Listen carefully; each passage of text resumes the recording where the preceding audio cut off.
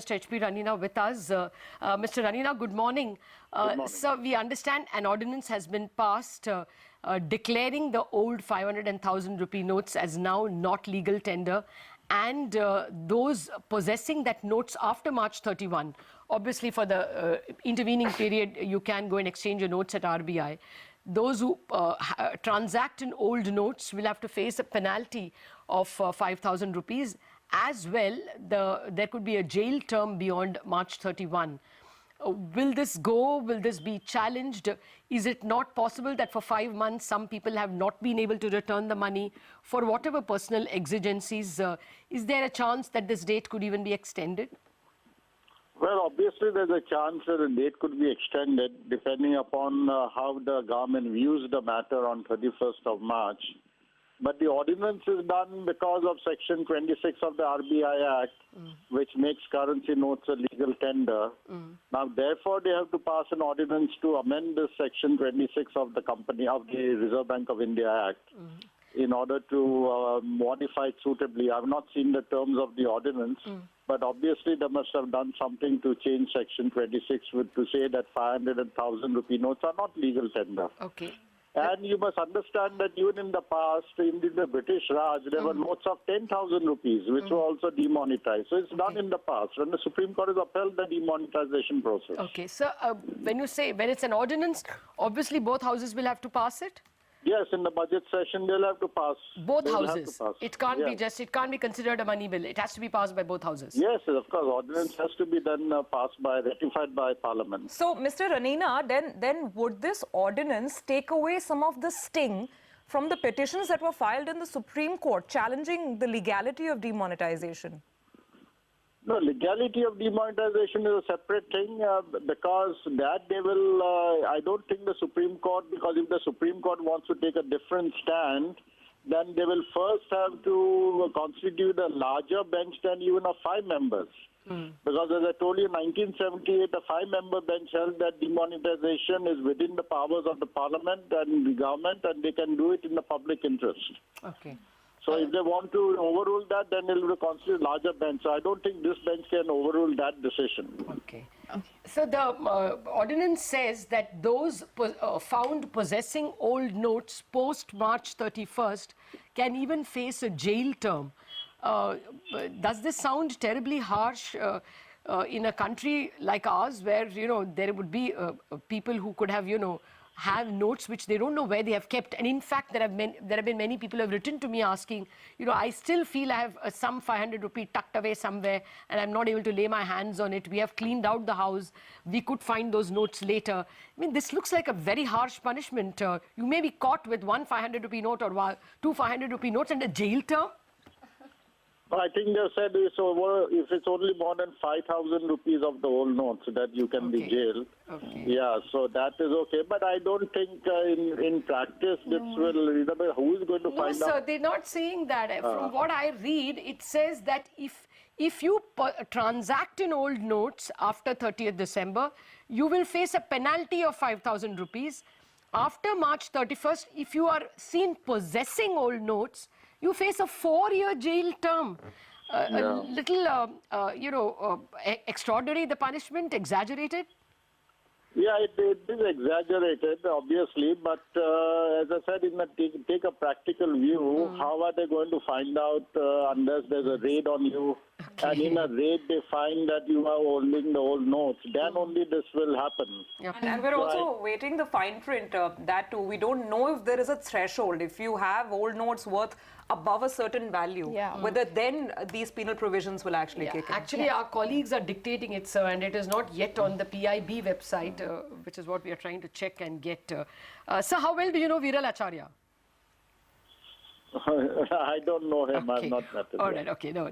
This was a question for an economist, but nevertheless, I thought in case he is been associated with RBI. So your sense is that the March 31st deadline has a reasonable chance to be extended. I'm just thinking of some of my relatives who are abroad and who have written to me saying that they have a few notes, but can't be bothered, obviously, to come here. Some of them are abroad and have their houses locked here and can't really tell someone to take the key and search it out. So there are these odd cases.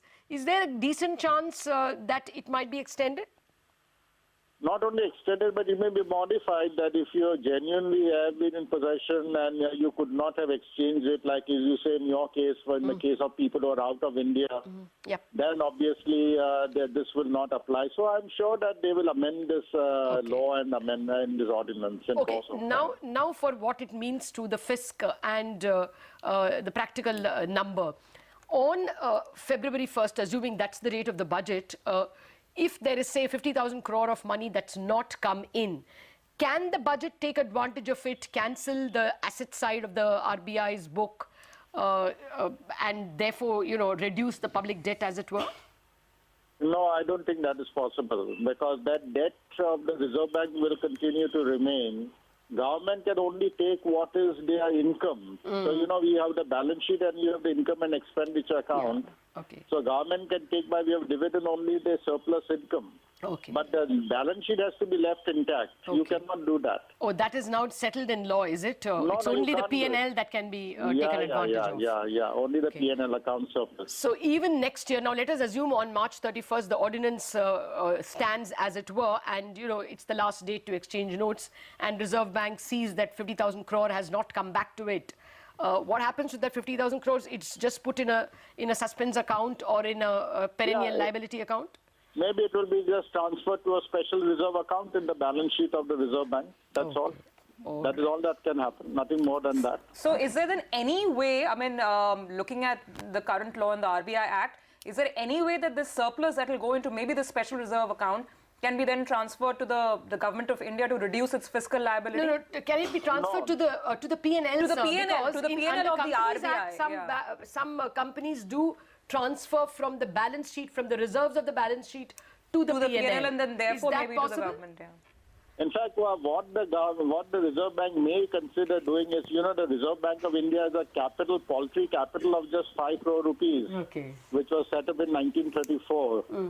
Now, maybe that money can be used to increase the capital. Let the Reserve Bank's capital be much higher than the 5 crores which is shown in the balance sheet. Okay.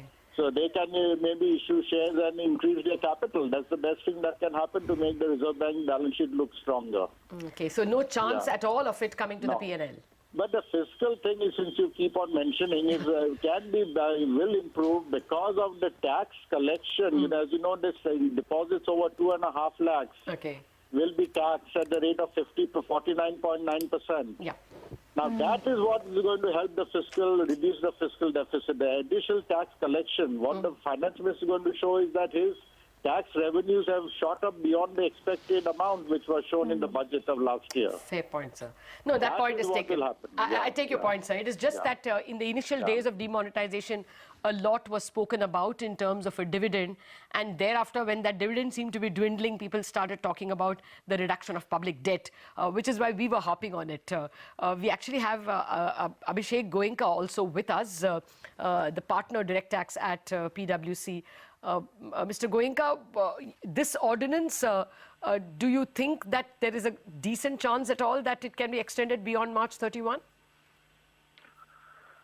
Yeah, Lata, I feel there is a high probability it will be extended. As you've been saying, there could be several genuine cases where people may not be able to deposit the notes that they have before that date.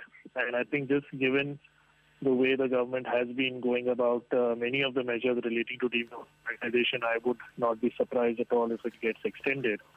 And I think, one of the other reasons I think it might get extended again is from a tax perspective because, having come up with both the schemes where you have the 50% threshold to declare it and the kind of 85% penal provisions if you don't declare the money upfront. I don't know if the government will want to sort of give up so quickly on those schemes because my sense is that there hasn't been too much of declaration that has happened under either of these schemes till now. And, that itself could be a reason why they will extend it beyond March 31st. All right, Abhishek. Thanks so much. We'll wait by to get some more of the nuances in this ordinance and then we'll hopefully reconnect with you. Lata, before we take a break, Veeral Acharya, the other big news point that you mentioned, I picked up a